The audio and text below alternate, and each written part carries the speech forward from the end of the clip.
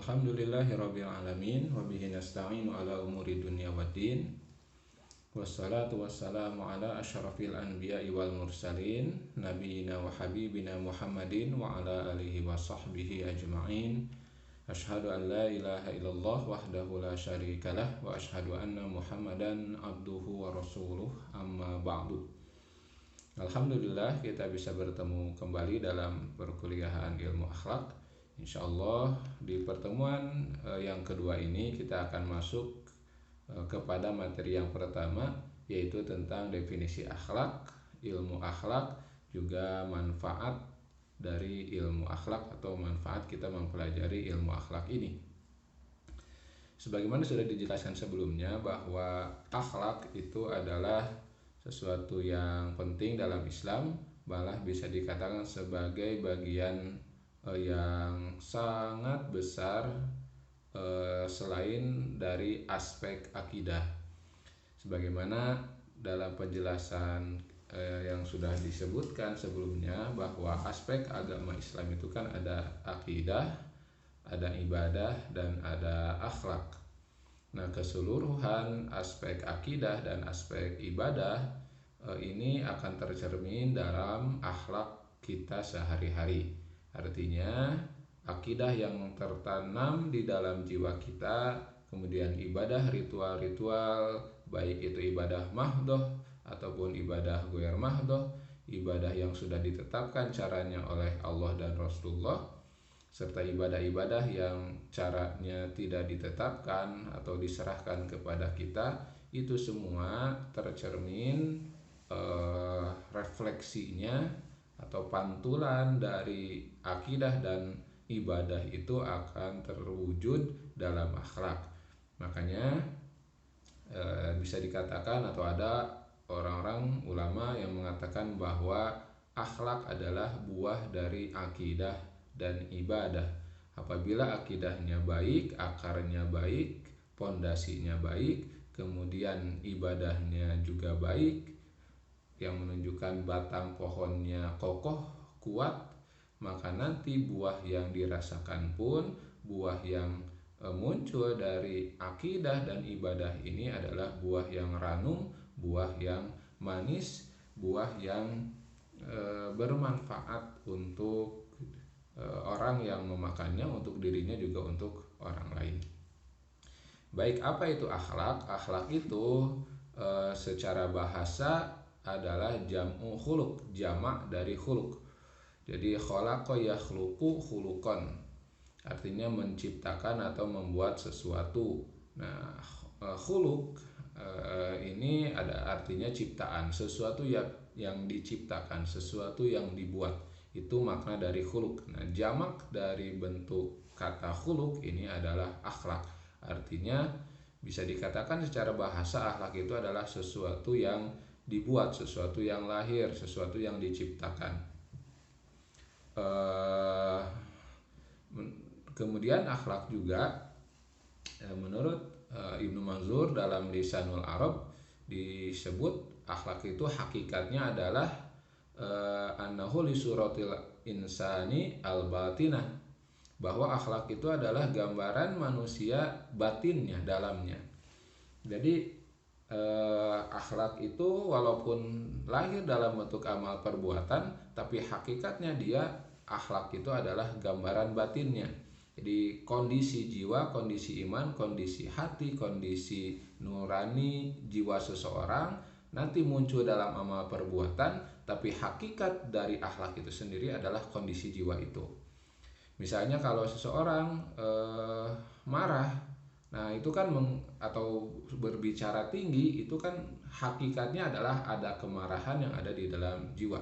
Atau misalnya seseorang tiba-tiba biasanya banyak berbicara, kemudian dia kehilangan kata-kata, dia pemurung menjadi pendiam.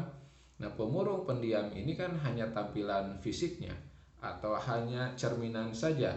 Apa yang sebenarnya terjadi adalah apa yang ada di dalam hatinya.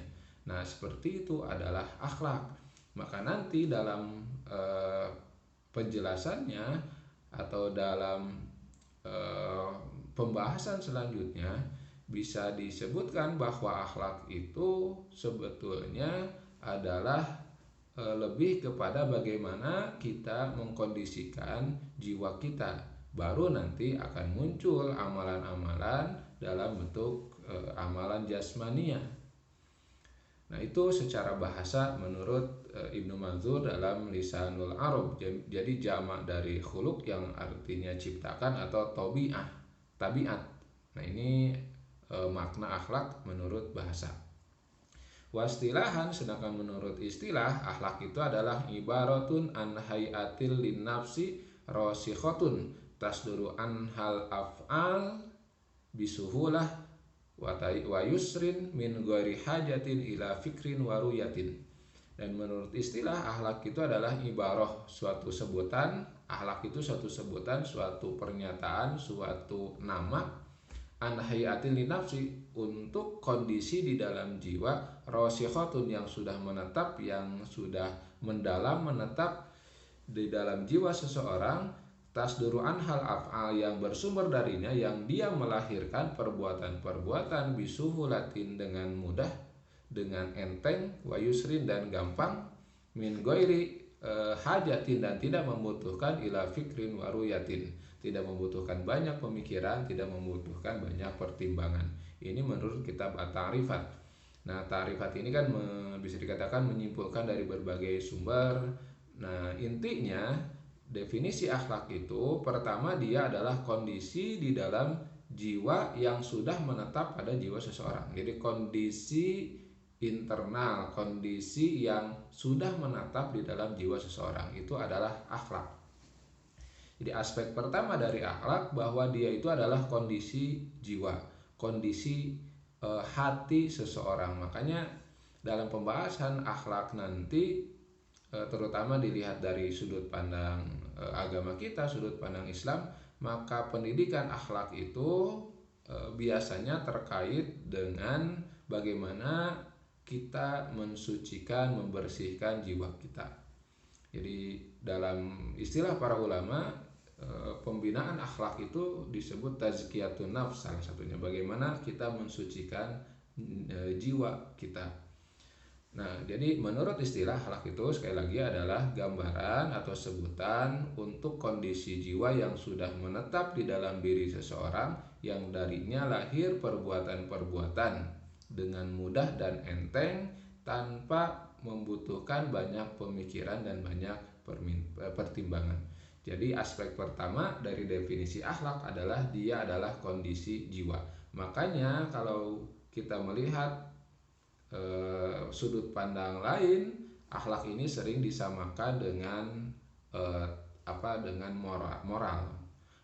Karena kenapa moral? Karena moral itu ya ukuran yang ada di dalam diri, ukuran yang ada di dalam jiwa, ukuran untuk sesuatu, ya ukuran yang sudah ada di dalam akal dan jiwa seseorang.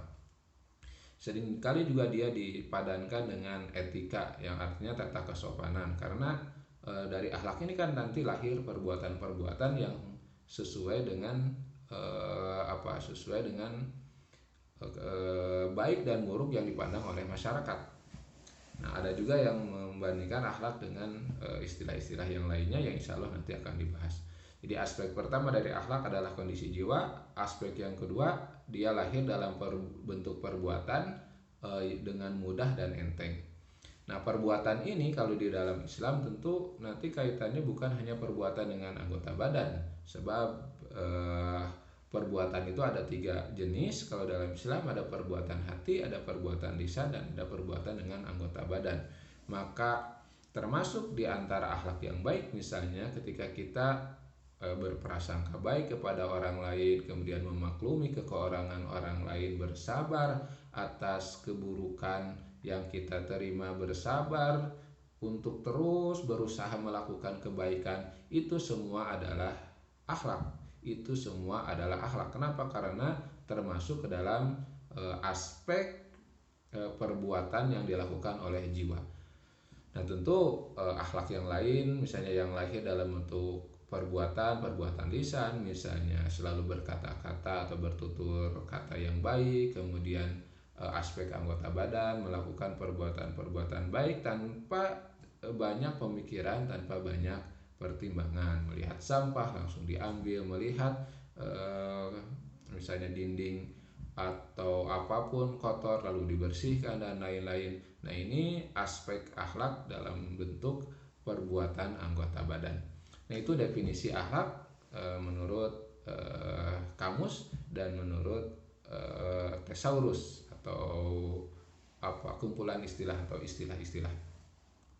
Selanjutnya, menurut para ahli, misalnya diantaranya Ibnu Miskawai yang salah satu pelopor dalam penulisan kitab akhlak. Beliau mengatakan bahwa akhlak adalah keadaan jiwa seseorang yang mendorong seseorang itu untuk melakukan perbuatan tanpa melalui pertimbangan pikiran terlebih dahulu. Jadi ya hampir sama dengan definisi yang tadi yang lebih rinci, karena ya definisi yang tadi sebetulnya simpulan dari pendapat-pendapat para ulama. Jadi sama, akhlak adalah kondisi jiwa seseorang sehingga kondisi itu mendorong seseorang melakukan perbuatan tanpa banyak pertimbangan, tanpa banyak pemikiran. Lalu Imam Al-Ghazali juga menyatakan hal yang sama.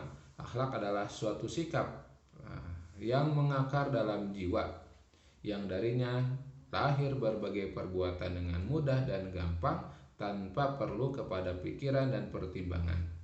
Nah, jika sikap yang lahir itu adalah perbuatan yang baik, yang terpuji, baik dari segi akal, terpuji secara akal ataupun terpuji secara syara, maka perbuatan yang baik itu disebut akhlak yang baik.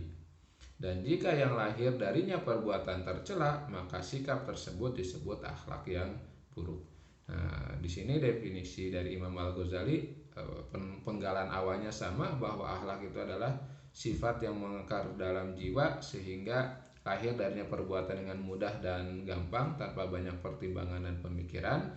Nah, tapi Imam Al-Ghazali lebih merinci bahwa jika sikap atau perbuatan yang lahir itu sesuatu yang baik, sesuatu yang terpuji, baik dilihat dari sudut pandang akal ataupun dari sudut pandang agama, sudut pandang syarak, maka perbuatan baik itu disebut dengan akhlak yang baik. Jadi Imam Al-Ghazali sudah mulai membagi ini. Jadi ada akhlak yang baik, yaitu apabila sikap yang lahirnya adalah perbuatan-perbuatan baik.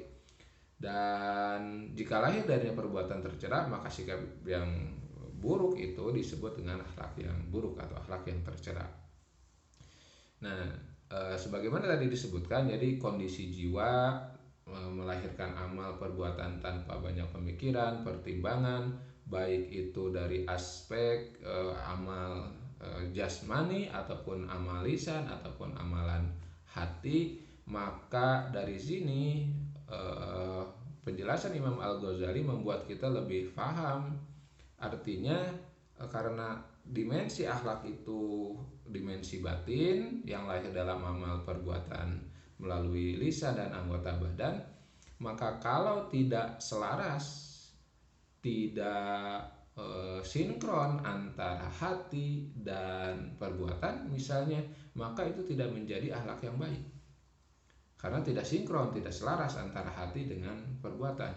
Misalnya kita melihat secara zahir seseorang misalnya melakukan amal perbuatan baik, dia berbagi, dia membantu sesama, tetapi misalnya orang yang melakukan perbuatan itu di dalam hatinya busuk, misalnya dia melakukan itu karena ingin dipuji, dia melakukan itu karena ingin dihargai, ingin disebut sebagai orang yang dermawan dan lain-lain, maka ditinjau dari sudut pandang Islam, ini tidak termasuk akhlak yang baik.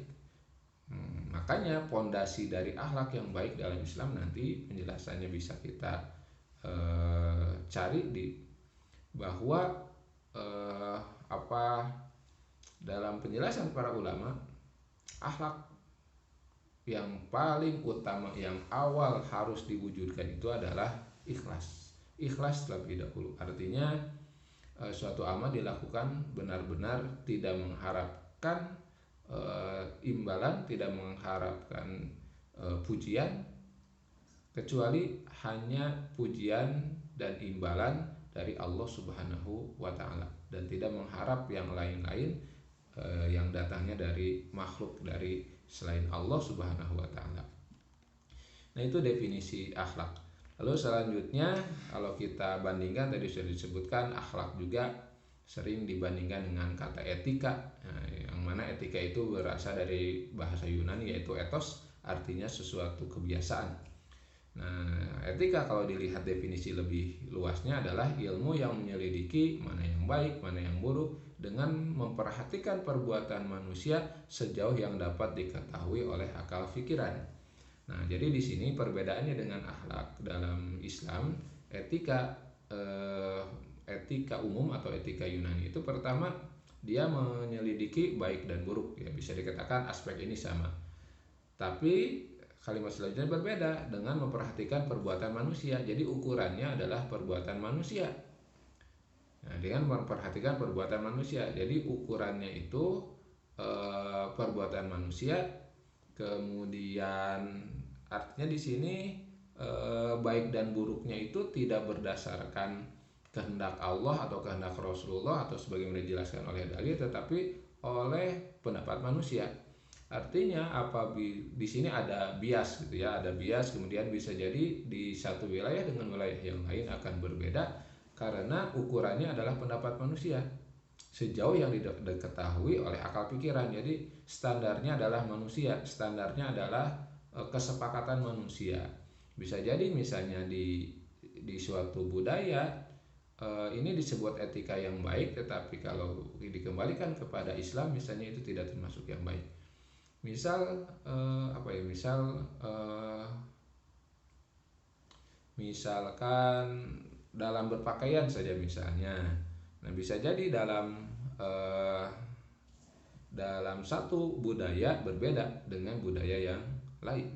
Misalnya budaya tidak berpakaian misalnya, bisa jadi di satu kebudayaan itu dianggap baik karena menggambarkan kejujuran, menggambarkan kepolosan, menggambarkan kesesuaian dengan alam dan lain-lain. Tapi tentu baiknya ini ya dipandang dari sudut pandang akal manusia, disesuaikan dengan budaya di sana. Nah, ini tentu tidak disebut sesuatu yang baik di dalam Islam. Jadi itu bedanya etika dengan akhlak. Kalau etika itu ya ukurannya atau standarnya bukan Al-Quran, bukan hadis, bukan keterangan-keterangan agama, tetapi lebih kepada pendapat manusia atau kesepakatan umum. Lalu akhlak juga sering dibandingkan dengan moral yang berasal dari kata mores, jamak dari mos, bahasa Latin, ini artinya adat atau kebiasaan. Jadi kalau moral itu lebih kepada kebiasaan, hampir sama sih sebetulnya dengan etika. Ukurannya ukuran pendapat akal, pendapat manusia, dan ukurannya adalah kebiasaan di suatu masyarakat. Makanya di dalam kamus bahasa Indonesia moral itu diartikan sebagai ajaran tentang baik dan buruk yang diterima umum mengenai perbuatan, sikap, budi pekerti, dan lain-lain. Jadi ukurannya adalah diterima oleh umum, bukan standar Allah Subhanahu wa taala. Nah, ukuran baik buruknya perbuatan manusia ditinjau dari apakah perbuatan itu diterima atau tidak oleh kesatuan sosial atau lingkungan tertentu. Nah, ini pengertian moral menurut sosiologi, begitu ya. Baik, itu definisi akhlak. Lalu apa itu ilmu akhlak? Ya, tentu ilmu akhlak adalah akhlak plus ilmu. Nah, jadi ilmu akhlak itu ya ilmu yang mempelajari akhlak. Nah, Imam Al-Mas'udi misalnya dalam tafsir Akhlaq fi Ilmil Akhlaq, beliau mengatakan ilmu akhlak adalah kaidah-kaidah yang dipergunakan untuk mengetahui kebaikan hati dan panca indera. Jadi ilmu akhlak adalah aturannya atau kaidah-kaidahnya, atau kalau dalam bahasa matematika hukumnya ya. Ada kan, kalau matematika, fisika ada hukum Pitagoras, hukum-hukum kita istilahnya hukum. Jadi ilmu akhlak itu adalah kaidah atau hukumnya. Jadi sesuatu yang menjadi ukuran gitu. Kemudian Al-Bustami dalam Ta'ammulat fi falsafatil akhlak, Dia mengatakan bahwa ilmu akhlak adalah ilmu mengenai keutamaan dan cara memperolehnya serta menerapkannya dalam pribadi dan juga mengenai kenistaan dan cara-cara menghindarinya.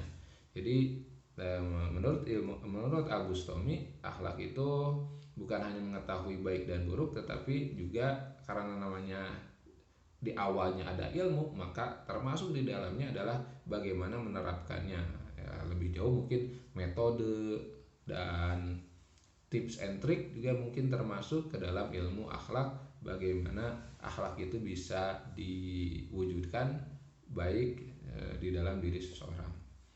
Kemudian menurut Ahmad Amin dalam kitab Al-Akhlaq, ilmu akhlak adalah ilmu yang menjelaskan arti baik dan buruk, menjelaskan apa yang seharusnya dilaksanakan sebagian orang kepada sebagian lainnya, menjelaskan tujuan yang hendak dicapai oleh manusia dalam perbuatan mereka, dan menunjukkan jalan yang seharusnya diperbuat.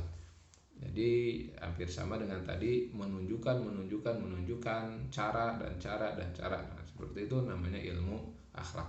Adapun akhlak itu sendiri adalah tadi sudah disebutkan kondisi jiwa yang memungkinkan seseorang melakukan suatu perbuatan tanpa banyak pertimbangan, tanpa banyak pemikiran.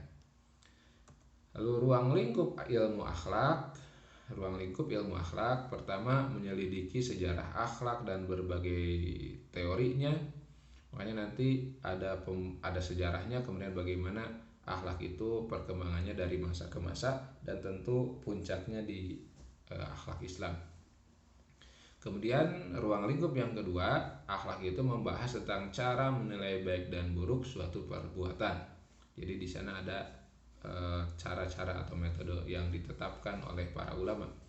Kemudian yang ketiga, ruang lingkup ilmu akhlak itu menyelidiki faktor-faktor penting yang mempengaruhi dan mendorong lahirnya tingkah laku manusia. Makanya dari aspek ini ilmu akhlak itu dekat dengan psikologi karena mempelajari jiwa, kondisi jiwa, kan tadi definisinya kondisi jiwa. Jadi mempelajari jiwa, kemudian faktor apa yang mempengaruhi dan mendorong lahirnya tingkah laku. Kemudian ilmu akhlak juga nomor 4 ruang lingkupnya adalah menerangkan tentang yang baik dan buruk menurut ajaran Islam yang bersumber pada Al-Quran dan Al-Hadis. Selanjutnya, mengajarkan ruang lingkup selanjutnya, ilmu akhlak juga mencakup bagaimana mengajarkan cara-cara yang perlu ditempuh dalam upaya meningkatkan budi pekerti ke jenjang kemuliaan. Dan terakhir, ilmu akhlak itu menegaskan arti dan tujuan hidup yang sebenarnya sehingga dapat menstimulasi, merangsang manusia untuk secara aktif mengerjakan kebaikan dan menjauhi perbuatan yang buruk dan perbuatan-perbuatan tercela lainnya. Itu ruang lingkup ilmu akhlak. Nah, kemudian kalau dalam Islam ya sumber akhlak itu dua, Al-Quran dan Al-Hadis, sebagaimana Allah Subhanahu wa taala menyatakan dalam surat Al-Qalam, A'udzu billahi minasyaitonir rajim wa innaka la'ala khuluqin azim. Wa innaka, sesungguhnya engkau Muhammad, la'ala, betul-betul, ala khuluqin azim, memiliki akhlak yang sangat agung, sangat mulia. Sedangkan dalam hadis dinyatakan, Rasul mengatakan, innama bu'istu liutammima makarimal akhlak. Hanyalah aku ini diutus untuk menyempurnakan, melengkapkan kemuliaan-kemuliaan akhlak. Jadi sumber akhlak dalam Islam ya dua, baik dan buruk itu ya standarnya selain secara akal tentu harus ada kesesuaian dengan Al-Quran dan Al-Hadis. Nah, selanjutnya manfaat akhlak. Nah, manfaat akhlak itu tentu karena kita tahu bahwa akhlak itu terbagi kepada akhlak yang baik dan akhlak yang buruk, maka manfaat akhlak itu, ilmu akhlak terutama ya tentu kita menjadi tahu mana yang baik dan mana yang buruk, sehingga kita bisa melaksanakan yang baik, menjauhi yang buruk, dan menjadikan yang baik itu sebagai kebiasaan di dalam kehidupan kita sehari-hari. Nah, jadi apa itu manfaat akhlak? Kita bisa ambil misalnya dalam sebuah hadis Rasulullah Shallallahu Alaihi Wasallam, beliau menyatakan, inna eh, inna min ahabbikum ilayya wa aqrabukum minni majlisan yaumal qiyamah ahasinukum khuluqan. Rasul menyatakan sesungguhnya min ahabbikum, di antara orang yang paling aku cintai, wa aqrabikum minni majlisan, dan yang paling dekat dengan aku nanti yaumal qiyamah, di hari akhirat, di hari kiamat, adalah ahasinukum khuluqan, orang yang paling baik akhlaknya. Jadi orang yang paling dekat kedudukannya dengan Rasulullah di hari kiamat, tentu maksudnya bukan hanya hari kiamat tapi di hari sesudahnya, adalah orang yang paling baik akhlaknya. Makanya baik dan buruk dalam Islam itu sebagaimana hadis mengatakan, albirru husnul khuluq. Kebaikan itu adalah ya sesuatu akhlak yang baik yang sudah menjadi kebiasaan. Tuh. Kemudian dan keburukan itu maha kafi sodrika, apa-apa yang bergejolak berputar di dalam hati, wa karihta an yattali'a alaihin nas, dan kamu tidak suka kalau yang buruk itu yang ada di dalam hati itu diketahui oleh orang lain. Jadi baik dan buruk dalam Islam itu, kalau yang baik ya yang sudah jadi kebiasaan. Jadi kalau sesekali ya baik juga sih, tetapi belum disebut akhlak yang baik, belum disebut albirru, kebaikan yang sempurna. Nah, sedangkan yang buruk itu diawali dari hati. Jadi gerakan hati sekalipun, maha kafi sodrika, yang bergejolak di dalam hati, berputar dalam hati, dan kita tidak ingin orang lain tahu tentang hal itu, nah itu sudah disebut dengan sesuatu yang buruk, termasuk ya niat yang buruk, pandangan atau persangkaan yang buruk, itu semuanya sudah termasuk keburukan di dalam Islam. Nah, jadi sekali lagi, orang yang paling dekat dengan Rasulullah adalah orang yang paling baik akhlaknya. Maka mengetahui atau manfaat mengetahui, mempelajari ilmu akhlak ini adalah agar kita bisa menjadi orang yang dicintai oleh Rasulullah dan dekat kedudukannya dengan Rasulullah. Wa inna abghadakum ilayya, kata Rasulullah, sedangkan orang yang paling aku benci, aku murkai, wa ab'adakum min yaumal qiyamah, dan yang paling jauh kedudukannya di hari akhirat adalah as-sarsaruna wal mutasaddiquna wal mutafaihiquna mutafaihikun. Jadi ada 3 golongan yang paling dibenci dan paling jauh dengan Rasulullah. Yang pertama mutasyaddiqun. Mutasyaddiqun itu artinya ya orang yang jelek, orang yang lisannya buruk gitu. Orang yang lisannya buruk. Wa mutafaihiqun. Nah, para sahabat bertanya, mutafaihiqun itu apa? Orang yang takabur, kata Rasulullah, orang yang sombong. Jadi sekali lagi, manfaat mempelajari ilmu akhlak itu pertama kita bisa tahu cara menjadi orang yang semakin dicintai dan dekat dengan Rasulullah Shallallahu Alaihi Wasallam. Kemudian Rasulullah Shallallahu Alaihi Wasallam dalam hadis yang lain menyatakan, ketika beliau ditanya oleh para sahabat, aktsari ma yadkhulun nas al jannah, ya Rasulullah, apa yang paling banyak memasukkan orang ke surga? Maka Rasul menjawab, takwa Allah wa husnul khuluq, yaitu takwa kepada Allah dan akhlak yang baik. Kemudian Rasul juga pernah ditanya, yang banyak memasukkan orang ke neraka apa? Al-fam wal farj. Rasul mengatakan tidak menjaga mulut dan tidak menjaga kemaluan. Sekali lagi, intinya dengan mempelajari ilmu akhlak ini kita bisa tahu mana yang baik dan yang buruk, dan tahu cara menjadi orang baik sehingga kita menjadi orang yang dekat dengan Rasulullah, bisa masuk surga dan bertetangga dengan Rasulullah Sallallahu Alaihi Wasallam. Lalu yang kedua, selain mengetahui yang baik-baik, dengan mempelajari ilmu akhlak kita juga menjadi tahu akhlak-akhlak yang buruk yang membahayakan kita. Di antaranya Rasulullah Shallallahu Alaihi Wasallam menjelaskan di antara bahaya akhlak yang buruk adalah yufsidul amala kama yufsidul khallul asala, Akhlak yang buruk itu akan merusak apa? Merusak amal kebaikan. Jadi sebaik apapun amal, tapi kalau akhlak, kebiasaan, perbuatan kita ini buruk, maka ya akan rusak susu sebelanga kalau dalam bahasa Indonesia. Kalau dalam istilah hadis, kama yufsidul khalul asala, seperti cuka merusak madu. Jadi misalnya kita mendonasikan harta, menginfakkan sejumlah harta yang sangat besar, jutaan, puluhan juta, bahkan mungkin ratusan juta dan miliaran kita keluarkan. Tapi lisan dan perbuatan kita itu misalnya sering menyakiti, maka donasi yang begitu banyak ya tidak akan sempurna, bahkan bisa dikatakan menjadi rusak. Kenapa? Karena lisan dan amal perbuatan kita buruk. Kita berbagi ke banyak orang, tapi kita suka menyakiti dengan lisan dan perbuatan kita, maka yang baik yang sudah kita berikan berupa harta itu menjadi tidak ada gunanya. Karena ya seperti madu yang dirusak oleh cuka begitu. Makanya mengetahui akhlak yang buruk dipelajari dalam ilmu akhlak, sehingga kita bisa menghindari dan menjauhi akhlak yang buruk tersebut. Selanjutnya Rasulullah Shallallahu Alaihi Wasallam juga menjelaskan, innal abda la yablughu min su'i khuluqihi asfala darki jahannam.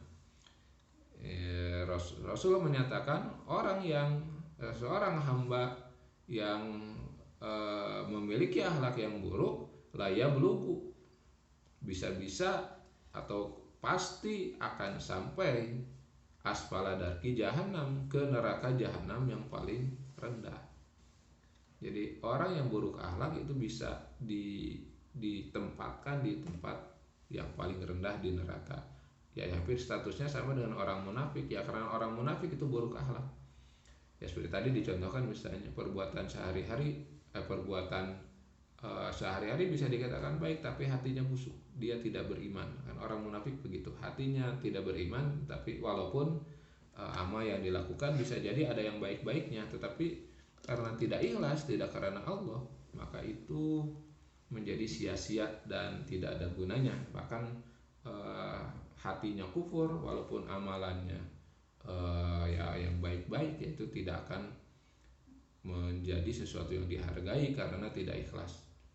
Kita berbuat baik tapi niatnya untuk dipuji dan lain-lain, maka itu bukan akan meningkatkan kualitas kita di hadapan Allah Subhanahu wa taala, tapi akan membuat kita semakin rendah dan menjadi orang yang paling buruk karena ditempatkan di neraka paling bawah.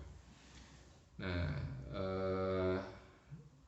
secara singkat seperti itu akhlak, kemudian ilmu akhlak, dan bagaimana kita mengetahui manfaatnya. Mudah-mudahan pembahasan kali ini ada manfaatnya, ada gunanya. Insya Allah kita akan bertemu lagi dalam pembahasan selanjutnya. Tentu akan masuk ke bahasan yang lebih detail.